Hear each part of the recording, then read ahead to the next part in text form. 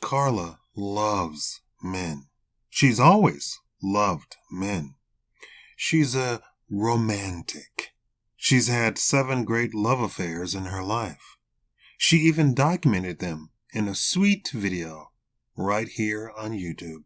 I couldn't find it again. Maybe you could help me find it. Her grandmother, however, bothered her about settling down, finding a man, getting married, popping out a few bambinos, and then going back to being an elf or photographer or whatever it is she thought she was doing. Carla is a millennial. She didn't want to be married. She didn't want to have children. Carla is a romantic.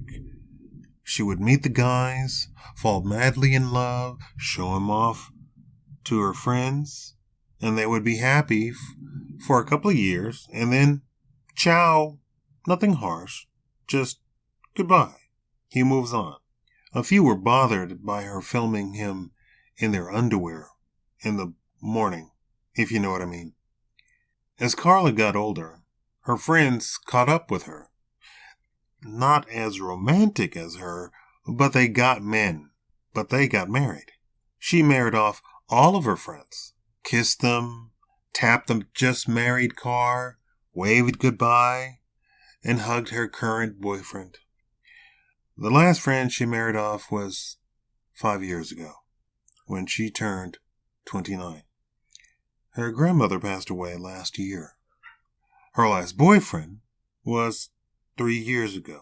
He left on her birthday. He had to go back to Italy.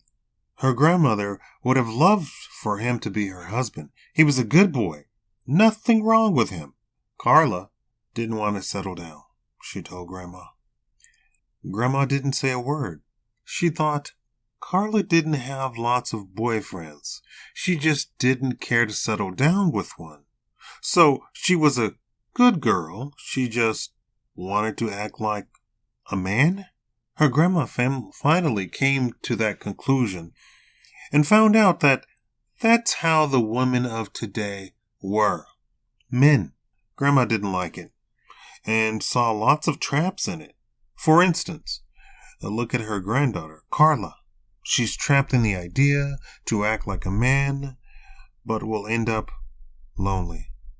Fast forward, Carla turns 40 next month. It's an adventure! Her mother came to visit her. Her mother divorced and never married again. Her mother never even spoke to her about any boyfriend or marrying. Her mother didn't feel it was her place to say anything. Her mother didn't have a bad divorce. He was just out of her league. Totally. He was a powerful man, and she was the sort of like Carla, but older. She felt she should be able to say anything and behave any kind of way. Her father wouldn't and couldn't accept that because he was in the public eye. He remarried, but he remained friends with Carla's mother. Even his wife was friends with Carla's mother. Carla thought maybe they pitied her mom. They all came over for tea and coffee. Her father's wife was the only one to bring it up. Carla, aren't you going to get married? You're going to go on without kids? You're your mother's only child. You're actually the last of her line.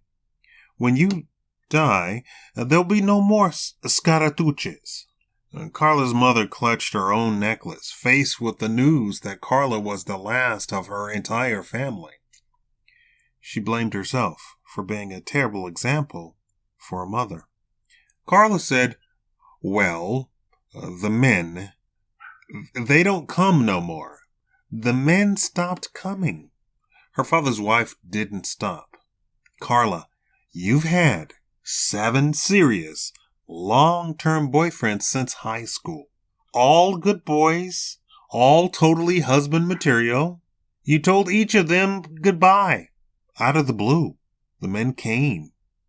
You just didn't want them. Now, you're an old maid. Heck, you've been an old maid for 10 years, but don't want to admit it.